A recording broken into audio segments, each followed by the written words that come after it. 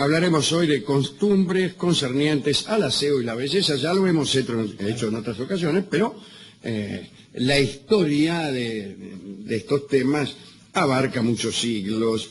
Casi siempre agotamos estas charlas en la antigüedad clásica. Hoy nos internaremos en la Edad Media e incluso el Renacimiento.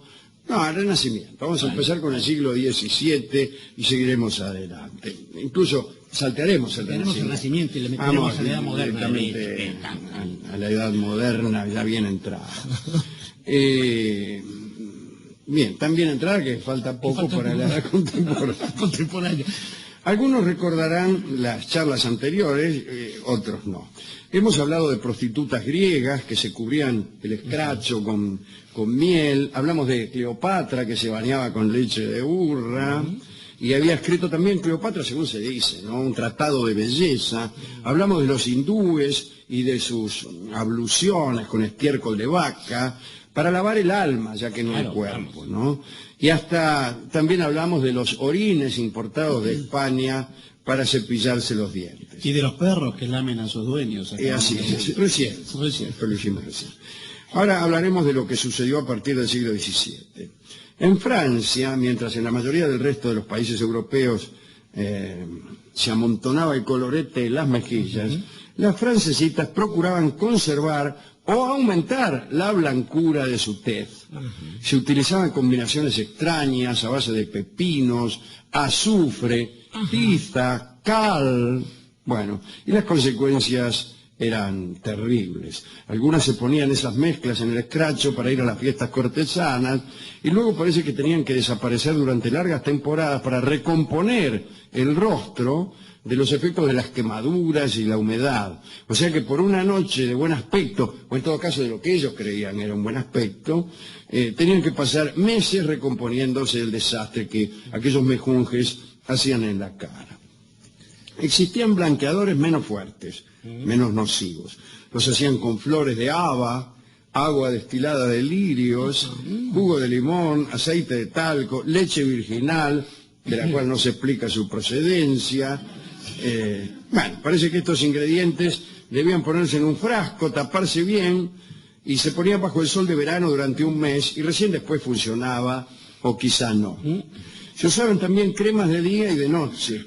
Claro. En el siglo XVIII la crema de belleza, la crème de beauté, tenía mucho auge, por no decir otra cosa. Sí, claro. Había unos vendedores ambulantes, medio charlatanes, que viajaban junto a los sacamuelas y a los vendedores de elixir, y parece que se vendía en toda la ciudad una crema que se llama Afrodita y Faón. Y decía, ¿no?, en el frasco: tan perfecta para la piel que es imposible no darse cuenta de que la belleza que proporciona y los años que quitan no vienen de la naturaleza sino del arte de los dioses. Frasco grande era. Estaba escrito con esta voz, además. El rey Luis XIV, que ya estaba un poco viejo, estamos hablando del año 1708, por eso digo, el siglo XVIII, algunos dirán, ¿cómo Luis XIV en el siglo XVIII? Y bueno, alcanzó a asomarse el viejo Luis al siglo XVIII. Bueno, parece que Luis se compró 500 frascos, ni uno más ni uno menos de esta crema de belleza. Denme 500 frascos, dijo. Y todas las noches se surtía, junto con los masajes que le daba una mina, una buena dosis del ungüento. El nombre del producto, Afrodita y Faón, viene de la mitología clásica. Faón era un señor de Lesbos, y parece que un día, siendo ya bastante viejo, feo y pobre, era barquero Faón, trabajaba de barquero. Y bueno, usaba un barquito para pasear a los ancianos, y un día se le presentó la diosa Afrodita disfrazada de anciana. Tal luego Afrodita, que es la diosa de la belleza, y pidió que la cruzara con el bote hasta alguna costa cercana. Faón no le cobró a la vieja, o a la supuesta vieja, y en recompensa la diosa le dio un frasco que contenía un extraño bálsamo con el que ella parece que se untaba todos los días. Sí, claro. Faón lo aceptó y en cuanto empezó a usarlo, adquirió una admirable belleza y se enamoraron de él, viejo y todo, todas las mujeres de la época. Especialmente se enamoró de él Safo de Lesbos, mire qué cosa. Eso es Faón no le dio bolilla y Safo se precipitó al mar desde el acantilado de Leucade, que es, Leucade sería mejor, que es lo que hacemos todos nosotros cuando alguien no nos da bolilla. Nos precipitamos al mar desde el acantilado de Leucade. A finales del siglo XVIII, es decir, muchísimo después, todas las mujeres de París se untaban la jeta con esos ungüentos para ver qué pasaba. A ver. Otra moda curiosa eran los lunares artificiales. Mirá vos. Las minas acostumbraban a comprarse un lunar, se lo ponían en la cara, se llamaba mouche, como el jugador de Boca, aunque ellas insistían En pronunciarlo mal, decían mush. Qué cosa. Mosca. Pero se compraban. Sí, se colocaban en puntos diversos de la cara e incluso hasta había un lenguaje particular acerca del lunar, algo así como el abanico entre las damas españolas, ¿no? Ponerle la muchacha que se ponía el lunar bajo el ojo izquierdo estaba comprometida, la que lo hacía bajo el ojo derecho buscaba novio, las casadas se lo ponían en el mentón, bueno, las quebradas fraudulentas en el entrecejo y todo por el estilo. En fin, miles de posibilidades hay para ponerse lunares y miles de situaciones puede ocupar este lunar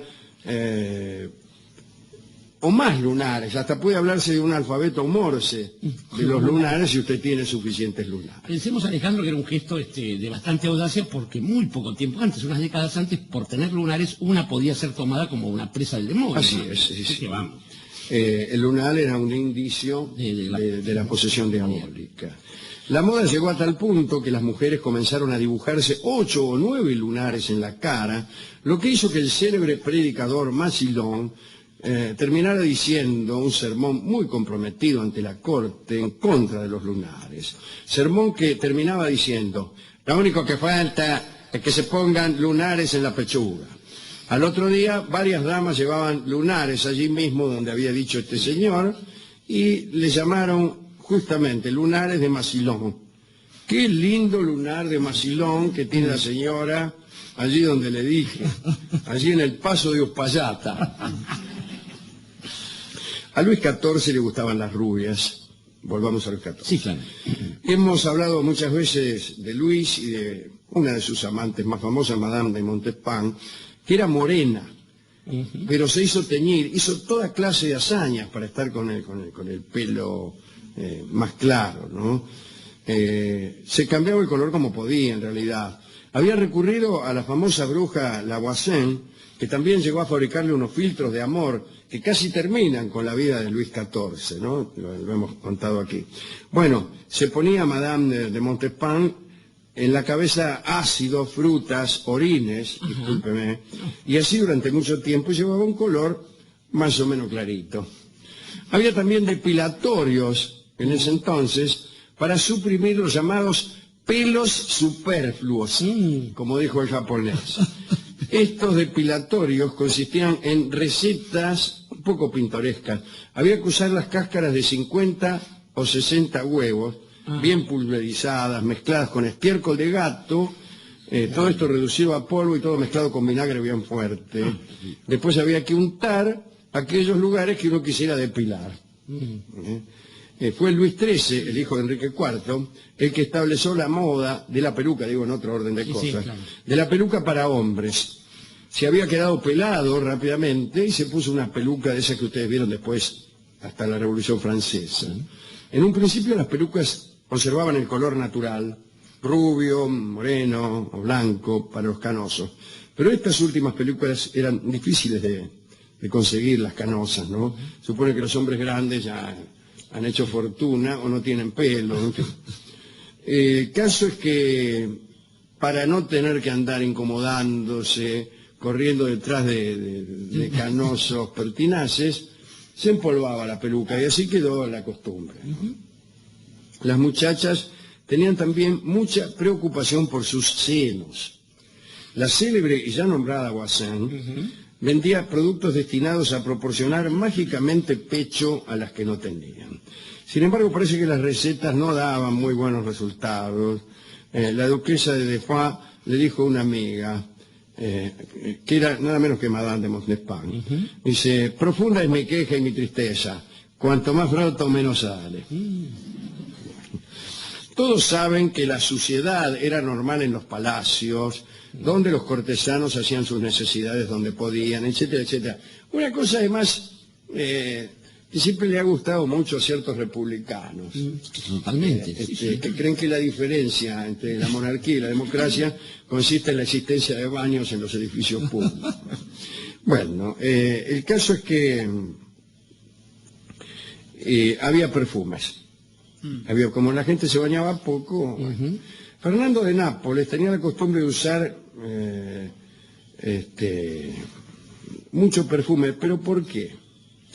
Es un tema un poco escabroso. Es un poco, sí. Parece que se sentaba el hombre, incluso durante los conciertos que daba su bella esposa tocando el arpa, en el salón de su casa, se sentaba en su retrete portátil mientras asistía a esos conciertos. Un asco. Sí. En eso sí, es mucho mejor la democracia. Bueno, algunos dicen que a lo mejor tocaba mal la esposa. Dice, ¿cómo toca su esposa? Mira, ya lo ve. Claro, ya lo ve. Con respecto a los perfumes, siguiendo en este mismo asunto, se aplicaban de forma muy especial. No había vaporizadores, entonces no se habían inventado todavía. Y para perfumar un ambiente grande llamaban a una criada, le llenaban la boca de perfume, y estas criadas desarrollaban una técnica interlabial o interdental para desparramar del modo más democrático el perfume. Bueno, entre otras cosas, dada la suciedad del ambiente y el correspondiente mal olor, también eran muy usados los pañuelos perfumados que la gente se llevaba a la nariz cuando la pestilencia alcanzaba proporciones inaguantables. María de Médicis tenía una colección de pañuelos perfumados increíble, dice aquí. ¿Por qué va a ser increíble? Yo creo en los pañuelos perfumados. No sé por qué uno no puede creer en un pañuelo perfumado. Bueno, el caso es que María de Médicis era la mujer de Enrique IV, cuya pestilencia era proverbial. Era un buen rey, pero su mal olor era principesco. Bien. Debajo de las sedas y los encajes, decían las crónicas, señoreaba la roña, hasta tal punto que una gran dama pudo decir a la otra: tengo una ayudante tan sucia que aquello negro que se nos hace entre los dedos de las patas se le forma a ella entre los de las manos. No voy a decir nada. Otra consideración, esta la hace Voltaire, ¿no? En Oriente, por ejemplo, al casarse se dejaba la barba, incluso para denotar que eran hombres mayores. En Europa hubo varias modas de barbudos. Casi todos los cortesanos seguían la moda del rey. Durante el reinado de Luis XIV se usó la barba descuidada. Claro. Todos cuidaban de que su barba resultara descuidada. Bueno, pues en Luis XIII la llevaba corta y en punta, Enrique IV cuadrada, Carlos V de España y Julio II el Papa y Francisco I de Francia pusieron de moda los cortes de barba larga y peinada. Bueno,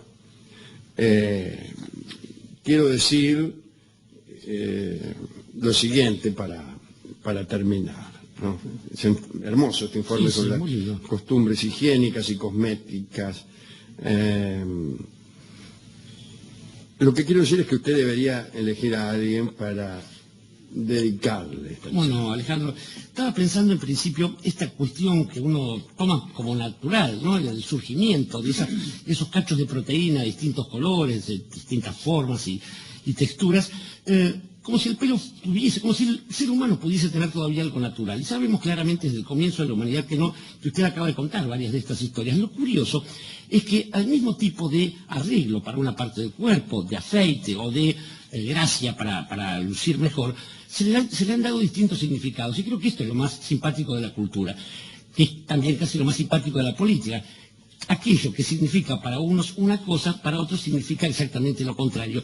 Y muchas veces por ese tipo de diferencias, darle a lo mismo un nombre diferente, se producen las guerras o las confrontaciones. Así es.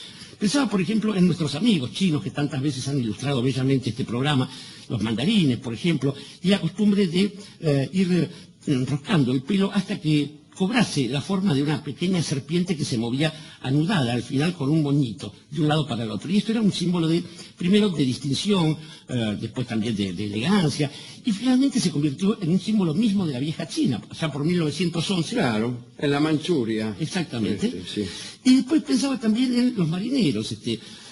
Nosotros que hemos estado a bordo alguna vez, hace mucho tiempo, sabemos de esa vieja costumbre que le da origen, por ejemplo, a eso que se llama aquí el patito, esa especie de pedazo de tela que va en la espalda, para cuidar que la trenza y la crencha engrasada, esa de todo marinero que se precie, caiga allí.